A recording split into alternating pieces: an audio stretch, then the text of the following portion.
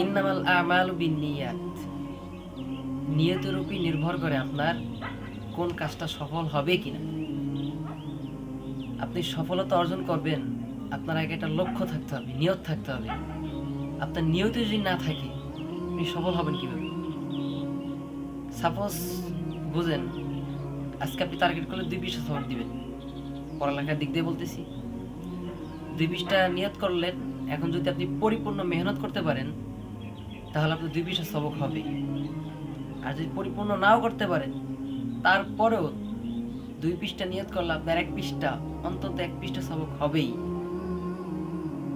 এই জন্য মুহতারাম হাজিরিন, আপনারা যা কিছু করবেন না কেন আগে নিয়ত করবেন।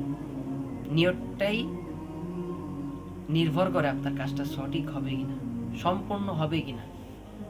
এই জন্য যে কোনো কাজের আগে নিয়ত করবেন, ইনশাল্লাহ নিয়তটাই আসল।